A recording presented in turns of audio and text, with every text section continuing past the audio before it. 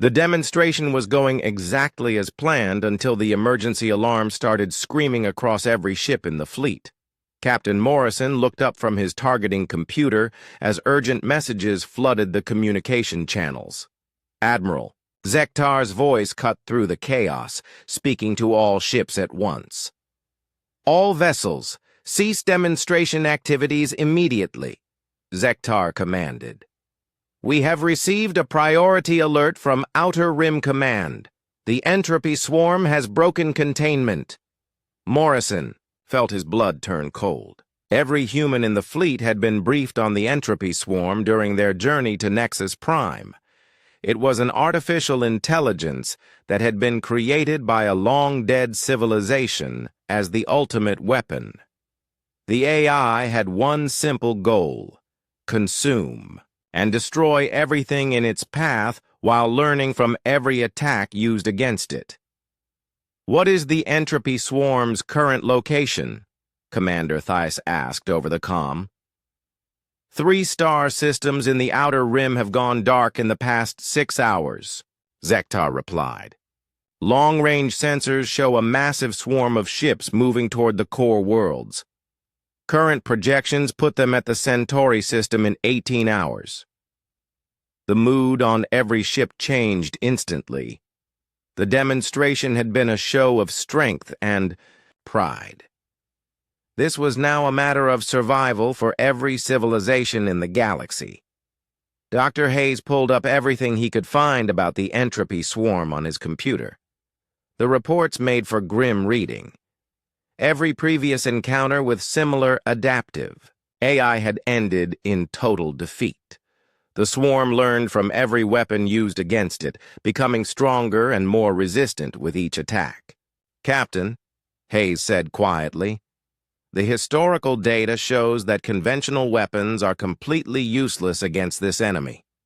The more firepower you throw at it, the better it gets at defending against that exact type of firepower."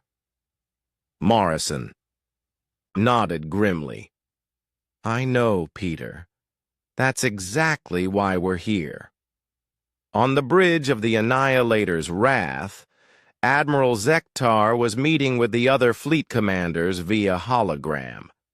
The great alien leaders who had been joking and laughing just minutes before now looked worried and afraid. "The situation is worse than we first thought," Fleet Admiral Corvin announced from Coalition headquarters. "The entropy swarm appears to have grown significantly since it broke containment. Our estimates suggest it now contains over 10 million. Combat units." 10 million? Gasped Ambassador Veltar. "How is that possible?" "It's been consuming everything in its path and converting the material into new combat drones," Corvin explained. "Ships, stations, even planets are being stripped down and turned into weapons." Commander Theiss studied the tactical data on her screen.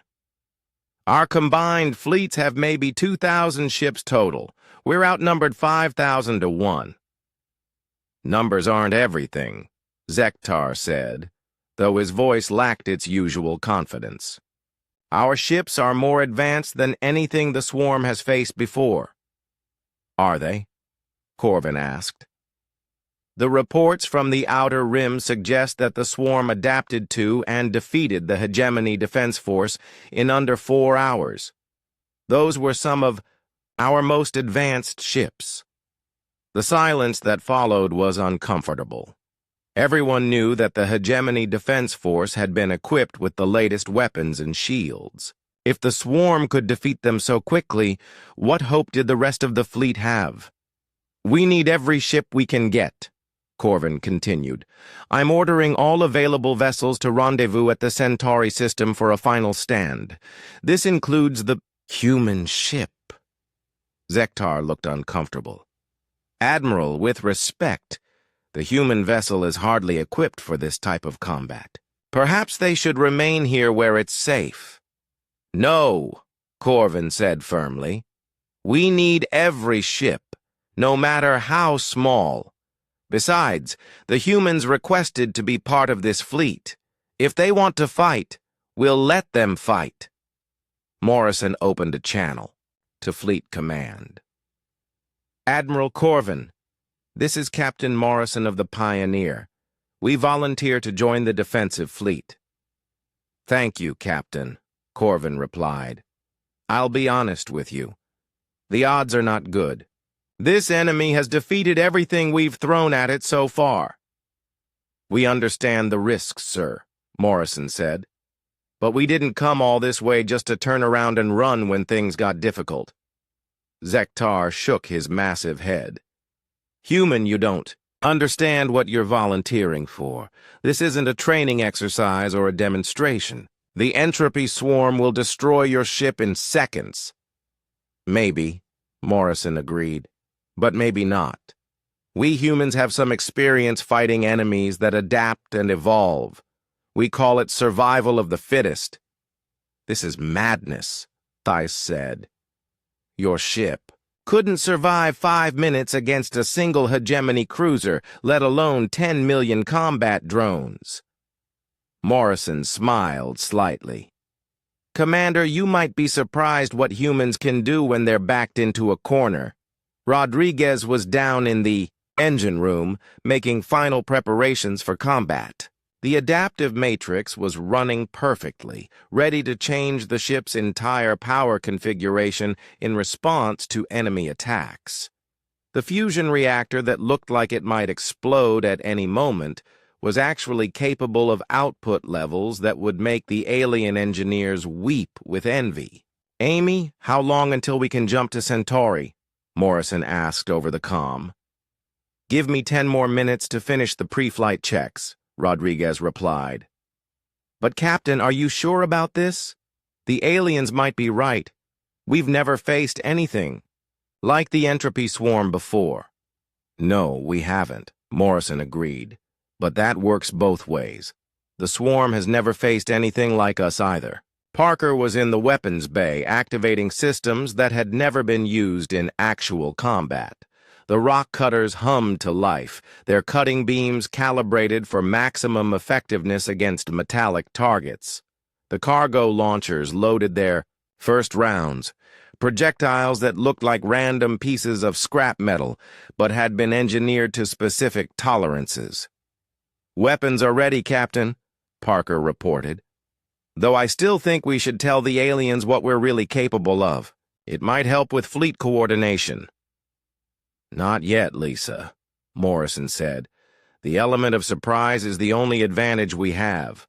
Once the aliens know what we can do, word will spread. Better to keep our secrets until we really need them. Hayes was running final diagnostics on Lazarus. The AI system was already analyzing all available data about the entropy swarm, looking for patterns and weaknesses that might not be obvious to organic minds. The computer that looked like a pile of junk was processing information at speeds that would make the most advanced alien supercomputers seem slow. Lazarus is ready, Captain, Hayes reported. The system has identified several potential strategies for dealing with adaptive enemies. Some of them are unconventional. Unconventional is what we do best, Morrison replied. Are you ready to show the galaxy what human engineering is really capable of? Yes, sir, Hayes said. Let's give them something to remember. The fleet began jumping to hyperspace, heading for what might be the last battle any of them would ever fight. The alien ships departed first, their massive engines creating brilliant flashes of light as they disappeared into the void. The Pioneer jumped last, its small form vanishing into hyperspace with barely a flicker. To the aliens, it looked like a lamb heading to slaughter. They had no idea that they were about to witness the most important battle in galactic history. The great crystal towers of Nexus Prime sparkled under the light of 3 suns. Ships from across the galaxy filled the massive orbital stations that surrounded the planet. Today was the day of the annual military demonstration, where the most powerful alien races would show off their best warships and weapons. Admiral Zektar stood on the bridge of his flagship, the Annihilator's Wrath. The massive ship was over 2 miles long and painted in the dark purple colors of the Vorthak Empire. Its hull was covered with weapons that could destroy entire planets. Zektar looked out at the other ships gathering for the demonstration and smiled. His ship was clearly the most powerful one here. "Admiral, the humans have arrived," his aide reported. Zektar turned to look at the view screen. A small, ugly ship was slowly approaching the station. It looked like someone had built it from spare parts and scrap metal. The hull was covered in burn marks and patches. Some parts of the ship seemed to be held together with metal tape. "That is their warship?" Zektar laughed. "It looks like a garbage scow." On the other side of the station, Commander Thys of the Crystalline Hegemony was also watching the human ship arrive. Her fleet of 30 vessels floated nearby like ghostly shadows. The crystalline ships could phase in and out of normal space, allowing them to attack from multiple dimensions at once. "How embarrassing for them," Thys said to her officers. "They should have stayed home rather than bring that piece of junk here." The human ship docked at the station with a loud clang that echoed through the metal corridors. Steam hissed from several vents on the ship's hull. A section of the outer plating fell off and crashed to the docking bay floor. Captain Jake Morrison stepped out of the airlock, followed by his small crew. He was a tall man with short brown hair and calm blue eyes. Behind him came Lieutenant Amy Rodriguez, a young woman with grease stains on her uniform from working in the engine room. Dr. Peter Hayes walked next to her, carrying a briefcase full of technical data about their ship. Commander Lisa Parker brought up the rear, her hand resting on the weapon at her side. The docking bay was filled with alien delegates who had come to see the human ship up close. Most of them were trying not to laugh. A few were taking pictures to show their friends back home.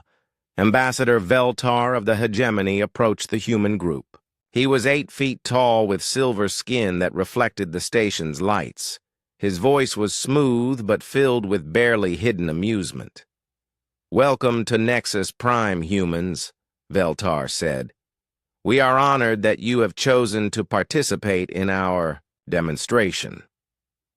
Though I must ask, are you certain that vessel is space-worthy? It appears to be in some distress." Captain Morrison looked back at his ship. More steam was coming from the vents, and a piece of antenna had just fallen off. "The Pioneer has brought us safely across the galaxy, Ambassador. She may not look like much, but she gets the job done." "I see," Veltar replied, struggling to keep a straight face. "And what exactly does your ship do? Besides stay in one piece, I hope." "We'll be happy to demonstrate during the exercises," Morrison said calmly. Admiral Zekatar had come down from his ship to see the humans for himself. He towered over Morrison, his purple skin covered in battle scars. "Human, you cannot be serious about bringing that wreck into combat exercises with real warships. Someone could get hurt." "We appreciate your concern," Rodriguez said, stepping forward. "But we've run plenty of tests on our systems. Everything works fine." Zektar looked at the young engineer and shook his massive head. "Child, my ship carries quantum torpedoes that can crack planets in half. Commander Thys has vessels that can attack from other dimensions. What could your little patrol boat possibly contribute to galactic defense?" "You might be surprised," Hayes said quietly, adjusting his glasses. This made several of the alien delegates burst into laughter. A group of insectoid warriors from the Hive Collective clicked their mandibles in what passed for amusement among their species. "Surprised?" one of them buzzed. "The only surprise would be if that ship made it through the first 5 minutes of combat." Parker's hand tightened on her weapon, but Morrison placed a gentle hand on her arm. Easy, Lisa. Let them talk. The demonstration was scheduled to begin in 2 hours. The alien fleets would show off their capabilities by destroying old asteroids and derelict ships that had been set up as targets. Points would be awarded for speed, accuracy, and the impressiveness of the destruction. As the humans walked through the station toward the briefing room, they could hear the aliens talking and laughing behind them. Words like primitive, hopeless, and embarrassing followed them down the corridors. "This is worse than I expected," Rodriguez whispered to Hayes. "They're not taking us seriously at all."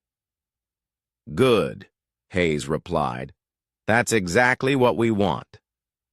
In the briefing room, holographic displays showed the target field where the demonstration would take place. Dozens of old ships and large asteroids floated in space, waiting to be destroyed. The alien commanders discussed their strategies with confidence and pride. "The Vorthak fleet will demonstrate the power of our new quantum torpedo arrays," Zektar announced. "We will completely vaporize. Target Group Alpha in under 30 seconds. "Impressive," Thais said. "The crystalline hegemony will show our dimensional strike capabilities by attacking Target Group Beta from 17 different angles simultaneously." Other alien commanders described their plans to use plasma cannons, gravity bombs, and exotic energy weapons. Each species tried to outdo the others with promises of spectacular destruction. When it came time for the humans to present their strategy, Morrison stood up slowly. "The Pioneer will engage Target Group Gamma using conventional tactics." The room fell silent for a moment, then erupted in laughter. "Conventional tactics?" Veltar gasped between laughs. "What does that even mean? Are you going to ram the targets?" "We have a few tricks up our sleeves," Morrison said with a slight smile. "I'm sure you do," Zektar said, wiping tears from his eyes. "Perhaps you could polish them to death." The laughter continued as the briefing ended. The alien delegates filed out of the room, still making jokes about the human ship and its crew. Several of them placed bets on how quickly the Pioneer would be forced to retreat once the exercises began. Morrison and his crew remained in the briefing room after the aliens had left. Rodriguez looked frustrated, but Hayes seemed pleased with how things had gone. "They think we're a joke," Parker said. "Perfect," Morrison replied. "The less they expect from us, the better this is going to work." Through the briefing room's windows, they could see their ship in the docking bay. It still looked like a piece of junk held together with hope and determination. Steam continued to leak from various parts of the hull, and maintenance robots were trying to reattach the fallen antenna. But hidden beneath that rough exterior was something the aliens couldn't see or understand, something that would soon change. Everything they thought they knew about human engineering and warfare. The demonstration was about to begin. 6 months had passed since the alien signal reached Earth. The world looked completely different now. Captain Ryan Clark floated in the observation deck of the space station called Defiance. Through the thick glass windows, he could see Earth spinning below him. But it was not the same Earth he had known. Huge factories covered the land where farms and forests used to be. Smoke rose from thousands of new buildings. Bright lights showed where people worked day and night making weapons and ships. The entire planet had become one giant war factory. Ryan had been a pilot in the Air Force before the signal came. Now he commanded a squadron of the new space fighters that Earth's best engineers had built. The fighters were not pretty, but they were fast and deadly. "Captain Clark, please report to the command center," a voice said over the radio. Ryan pushed off from the window and floated through the corridors of the space station. Defiance was one of 12 battle stations that now orbited Earth. Each station was armed with missiles and energy weapons. Each station was home to hundreds of fighters and thousands of soldiers. In the command center, Admiral Rebecca Stone was studying reports from around the world. She was a small woman with short gray hair, but her eyes were hard as steel. She had been chosen to lead Earth's space forces because she understood war better than anyone. "Ryan, sit down," Rebecca said. "I have news from the surface." Ryan strapped himself into a chair and looked at the screens around the room. Numbers and charts covered every display. They showed ship production, weapon testing, and training progress.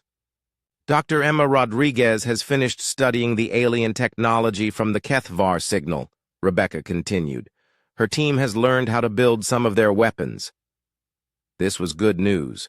For months, human scientists had been trying to understand the technical data the HFY had sent. The alien technology was far more advanced than anything humans had ever built. "What kind of weapons?" Ryan asked. "Energy shields for our ships, better engines for faster travel, and something called plasma cannons." Rebecca smiled. "Dr. Rodriguez says we cannot build them exactly like the aliens did, but we can build human versions that might work even better." Ryan thought about this. Human engineers were good at taking complex ideas and making them simple and reliable. If they could combine alien technology with human engineering, the results might surprise the Dominion. "There is more news," Rebecca said. "Our spy satellites have detected movement at the edge of the solar system. 3 objects moving toward Earth. They are too far away to see clearly, but they are definitely not natural." Ryan felt his heart start beating faster. "Scout ships? That is what we think. The Dominion is probably sending scouts to study Earth before their main fleet arrives." Rebecca turned to look directly at Ryan. "I am giving you command of the first intercept mission. Take your squadron and investigate those objects. If they are hostile, destroy them." Ryan nodded. He had trained for this moment for 6 months. All the pilots had. But knowing that alien enemies were really coming made everything feel different. 2 hours later, Ryan was in the cockpit of his fighter ship. The ship was called Fury, and it was built like a human weapon should be built. It was tough, fast, and carried enough missiles to destroy a city. Behind Ryan flew 11 other fighters. Each pilot was a volunteer who had trained harder than any pilot in human history. They knew they might not come back from this mission. They did not care. Lieutenant Sam Jackson flew the fighter next to Ryan. Sam was only 24 years old, but he could fly better than pilots twice his age. Before the alien signal, Sam had been a race car driver. Now he was one of Earth's best space fighters. "Contact at 2 million kilometers," Sam reported over the radio. 3 objects moving, slowly toward Earth. Ryan looked at his instruments. The alien ships were larger than he had expected. Each one was about the size of a city block. They moved in perfect formation, like they had done this many times before. "All fighters, spread out," Ryan ordered. "Stay hidden behind the asteroids until we are close enough to attack." The human fighters moved quietly through space. They used the cold rocks of the asteroid belt to hide from alien sensors. This was a tactic human armies had used for thousands of years. Hide, wait, then strike all at once. As they got closer, Ryan could see the alien ships clearly. They were beautiful in a cold, mechanical way. Their hulls were smooth and silver. Energy flowed along lines carved into their surface. They looked like ships that had never lost a battle. "Sensors show no weapons pointed at us," reported Lieutenant Maria Santos from her fighter. "They think we are not a threat." This made Ryan angry. The aliens had come to study Earth like it was already defeated. They thought humans would be easy to conquer, just like all the other species they had destroyed. "All fighters, prepare to attack," Ryan said into his radio.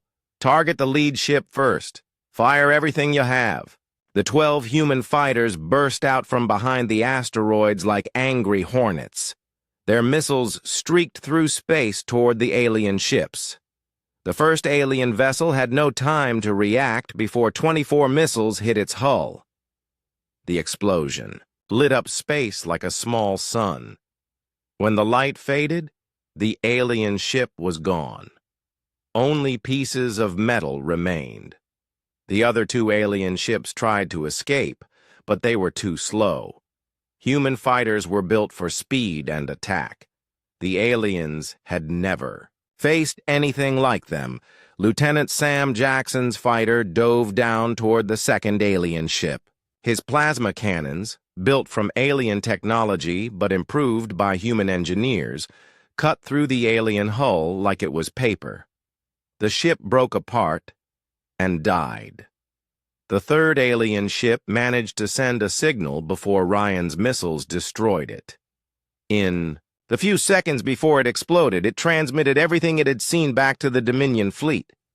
"All ships destroyed," Sam reported. "No human casualties." Ryan looked at the wreckage floating in space. 3 alien ships that had conquered hundreds of worlds had been destroyed by 12 human fighters in less than 10 minutes. But Ryan did not celebrate. He knew the real war was just beginning. The alien scout ships had sent a message to their fleet. That message would tell the Dominion that Earth was not defenseless. "Good work, everyone," Ryan said over the radio. "Let's go home and get ready for the real fight." As the human fighters flew back toward Earth, Ryan thought about what had just happened. The Dominion had sent scouts expecting to find a primitive world with no defenses. Instead, they had found a planet full of warriors who had been preparing for war. The aliens would come with their main fleet now. They would bring bigger ships and more powerful weapons. But they would also bring something they had never had to deal with before: doubt. For the first time in their history, a Dominion scouting mission had failed completely. For the first time, they had met a species that fought back effectively.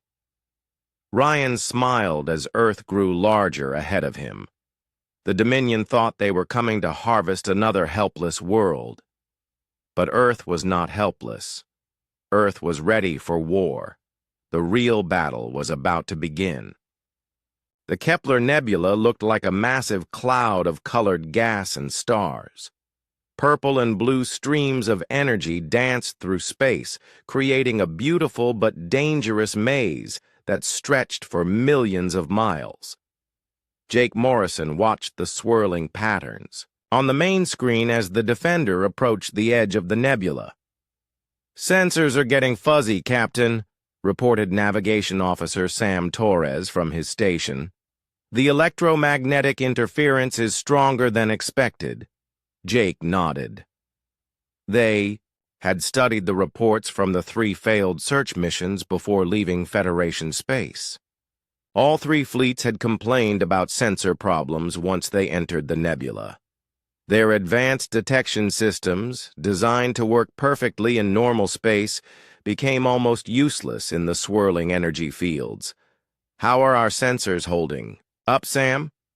Sam checked his readings carefully. "Not great, but better than I expected. We're still getting basic navigation data and short-range scans. The interference is there, but our older systems seem to handle it better than the reports suggested." Chief Engineer Lisa Parker looked up from her engineering station.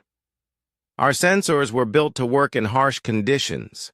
They're not as sensitive as the new ones, but they're more stable." Lieutenant Commander Ryan Clark was studying the tactical display. "Captain, I'm seeing something odd about these interference patterns. They're not random like natural electromagnetic storms should be." Jake moved over to Ryan's station. The tactical officer had overlaid several sensor readings on his screen, showing the energy patterns throughout the nebula. Instead of the chaotic swirls Jake expected, there were definite structures in the interference. "Show me what you mean." Ryan pointed to his display. "See these pulses here and here? They're too regular to be natural. Something is generating massive electromagnetic bursts at specific intervals." Dr. Maria Gonzalez, the ship's science officer, joined them at the tactical station. She was young for a department head, but her mind worked faster than the ship's computers when it came to analyzing unusual phenomena. "May I see the data?" she asked. Ryan transferred his readings to her science station. Maria's fingers flew over her controls as she ran the information through various analysis programs. After several minutes, she looked up with excitement in her eyes. "Ryan is right. This interference is definitely artificial. Someone or something is deliberately creating these electromagnetic pulses to disrupt sensor technology." Jake felt a cold feeling in his stomach. "Are you saying someone is intentionally making this nebula into a sensor dead zone?" "That's exactly what I'm saying. The pattern suggests multiple generation points scattered throughout the nebula, all working together to create maximum interference." Amy Foster's voice came from the communications station. "Captain, I'm picking up something on the emergency frequencies. It's very weak and broken up. Put it through the speakers."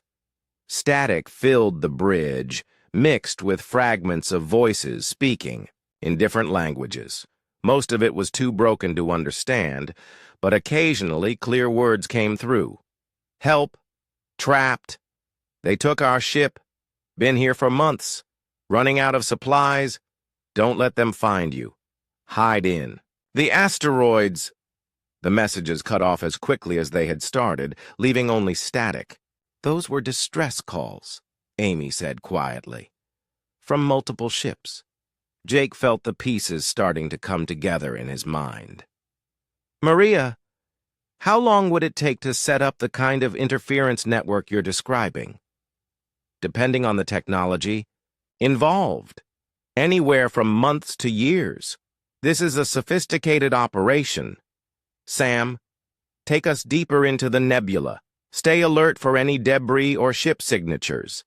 The Defender moved forward into the swirling clouds of gas and energy. The interference grew stronger, but their sensors continued to function well enough for navigation. Jake watched the other bridge officers work with steady concentration. None of them seemed worried about their old equipment failing them. An hour later, Sam called out from his station. "Captain, I'm detecting debris at bearing 27 Mark IV. Multiple contacts." On screen. The main viewer showed a field of twisted metal floating in space. Jake could see pieces of hull plating, broken engine components, and sections of what had once been complete starships. The debris came from different types of vessels, some human, some alien. "Amy, can you scan for any active transmitters in that debris field?" "I'm trying, sir. The interference is making it difficult, but I think I'm getting something." Jake turned to Ryan. "Can you identify any of those ship types?" Ryan was already working on it. "I can see parts from at least 6 different vessels. Some of it looks old, maybe decades. But that piece there looks like it came from a recent Zephyrian scout ship." Dr. Gonzalez was studying her sensors intently. "Captain, these aren't random crashes. All of these ships show signs of being deliberately stripped. Someone has been systematically removing specific components." "What kind of components?" "Power systems, weapons, advanced sensors, computer cores. Whoever is doing this is harvesting technology." Jake walked back to his command chair and sat down heavily. The picture was becoming clearer and more disturbing. Someone was using the nebula as a trap, luring ships in with the promise of finding the missing Cipher 8, then capturing them and stealing their technology. Sam, how many more debris fields are you detecting? At least 12 more within our sensor range, Captain, and that's just what we can see through all this interference. Amy suddenly looked up from her station with alarm. Captain, I'm picking up movement. Something big is heading our way from deeper in the nebula. Details, Amy. It's hard to tell through the interference, but it's massive, much larger than any single ship should be. Ryan's tactical display lit up with warnings. I'm reading multiple energy signatures. Whatever it is, it's not trying to hide anymore. Jake felt his pulse quicken. Red alert. All hands to battle stations. Lisa, I need everything our engines can give us. You've got it, Captain. The lighting on the bridge shifted to red as the alert klaxons sounded throughout the ship. Jake could hear the sound of running feet in the corridors as the crew rushed to their emergency positions. Sam, plot us a course away from that contact. We need to see what we're dealing with before we engage. Course plotted, Captain. Amy, send a message to Admiral Sullivan. Tell her we've found evidence of hostile activity in the Kepler Nebula. Multiple ships have been attacked and stripped of technology. Message sent, sir. Jake watched the tactical display as the unknown contact continued to approach. Whatever they were facing, it had been hunting ships in this nebula for a long time. The Defender might be old and outdated, but she was about to face her greatest test.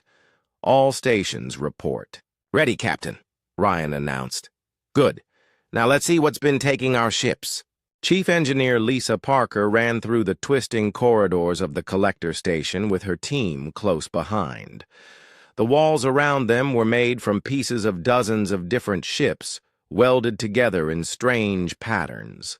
Sparks showered from damaged power lines as the station's systems fought against each other. The control center should be just ahead, Dr. Maria Gonzalez called out, checking her scanner. Through that doorway made from what looks like a Zephyrian hull section. Lisa could feel the station shaking around them. The self-destruct sequence was building power in the main reactor, and she knew they only had minutes before the whole structure exploded. Behind them, Security Chief Ben Rodriguez and his team kept watch for any collector machines that might try to stop them. They burst through the doorway into a massive chamber filled with control panels from every species Lisa had ever heard of. In the center of the room stood a tall mechanical figure that turned to face them. Its body was built from parts taken from different ships, giving it a patchwork appearance. Organic specimens, the machine said in its mechanical voice. You should not be here. Return to your vessel immediately. We're here to free your prisoners, Lisa said, raising her plasma cutter. And we're going to shut down your reactor before it kills everyone. The self-destruct cannot be stopped. Our collection will be preserved by destroying the evidence of our location. Other collector stations will continue our work. Maria was already working at one of the control panels. Lisa, I found the stasis chamber controls. There are over 300 people in suspended animation throughout this station. Can you wake them up? I'm trying, but their control systems are as mixed up as everything else here. It's like trying to play a piano where every key is from a different instrument. The collector machine moved toward them, but Ben Rodriguez stepped forward with his rifle. That's far enough, Metal Man. Your weapons cannot harm us. We have studied human technology extensively. Ben smiled and pulled the trigger. His simple kinetic rifle fired a heavy slug that punched straight through the machine's chest. Unlike the complex energy shields other species used, the collector had no defense against basic projectile weapons. You studied our technology, Ben said as the machine collapsed. But you didn't understand it. Lisa was working frantically at the reactor controls. The power levels were climbing toward critical, and the countdown showed less than 5 minutes remaining. Maria, I need you to help me shut this thing down. Their control system is spread across 20 different panels. I'm getting people out of stasis as fast as I can, Maria replied. Some of these chambers have been sealed for decades. Lisa's hands moved quickly over the unfamiliar controls. The collectors had tried to integrate technologies that were never meant to work together. Every time she adjusted one setting, it affected 3 others in unexpected ways. Amy, are you reading me? Lisa called into her communicator.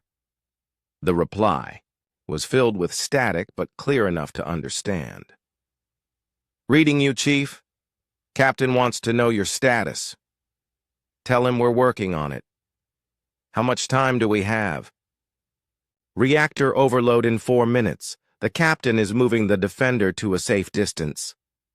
Lisa felt sweat running down her face as she worked. She had maintained fusion reactors for 20 years, but this collector system was a nightmare of incompatible parts. Every component came from a different species, with different design philosophies. Maria, I need you to start a feedback loop in their power grid. If I can't shut down the reactor safely, maybe I can make it shut itself down. Dr. Gonzalez looked up from the stasis controls. That could work. Their systems are already fighting each other. If we give them a big enough push, do it. Maria moved to another control panel and began rerouting power flows. Lisa watched her instruments as energy started cycling back through the station's grid in ever-increasing loops. The incompatible technologies began failing as they tried to handle power loads they weren't designed for. Stasis chambers are opening. Throughout the station, Maria reported, people are waking up, but they're going to be confused and weak. Ben Rodriguez was coordinating with his security team through his radio. All teams, we have civilians waking up all over the station. Guide them to the shuttle bays. Emergency evacuation protocol. Lisa could see the power feedback building on her displays. The collector systems were starting to shut down automatically as their safety protocols tried to prevent damage, but the reactor was still building toward overload. 2 minutes, Amy's voice crackled through the communicator.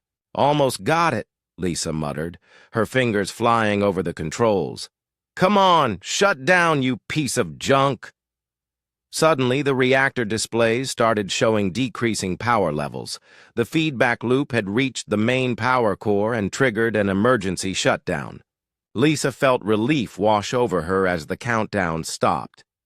Reactor shutdown successful, she announced. We did it! Lisa, we have a problem, Ben called from across the chamber. My teams are reporting that this station is breaking apart. The structural integrity is failing. Lisa looked at her readings and saw that Ben was right. Without the power holding the different ship sections together, the jury-rigged connections were coming apart. The station had been held together by energy fields and magnetic clamps, and those systems were failing one by one. All teams, emergency evacuation, Lisa ordered. Get everyone to the shuttle bays now. The next hour was controlled chaos, as hundreds of people who had been prisoners for years or decades stumbled through the collapsing station toward escape shuttles.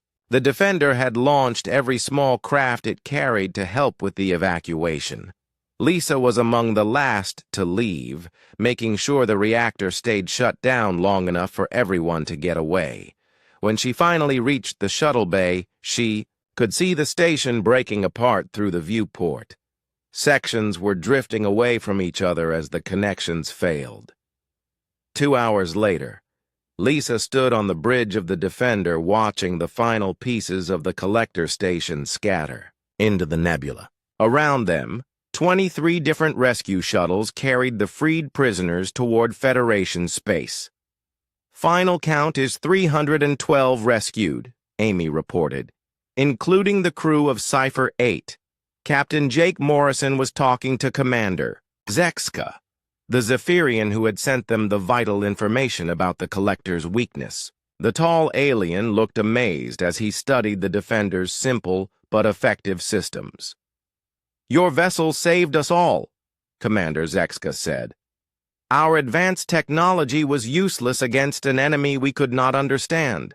But your straightforward approach found their weakness immediately." Jake smiled. Sometimes the best solution is the simplest one. 3 days later, the Defender arrived at Federation Station Alpha with the largest rescue convoy in galactic history. Admiral Kate Sullivan was waiting for them, along with representatives from every major species in the Federation. Vex Thanor, the Council Administrator who had dismissed the Defender as outdated, stepped forward as Jake disembarked. The alien's expression was very different from their last meeting. "Captain Morrison," he said formally, "the Council wishes to apologize for our previous assessment of your vessel and crew. We have voted to award the Defender the highest honors for gallantry and service." Jake looked back at his ship. She still looked like an old metal box compared to the sleek alien vessels around her. But she had done something none of those advanced ships could do. She had brought everyone home. "Thank you, Administrator," Jake said. "But we were just doing our job." Admiral Sullivan approached with a smile. "Actually, Jake, you're going to be doing a bigger job. The Federation Council has requested that you take command of a new task force. Mixed crews from different species, all working together." "What kind of ships will we have?" "Ships like the Defender. Reliable, proven designs that work when you need them to. It turns out that advanced isn't always better." Jake looked up at his ship one more time.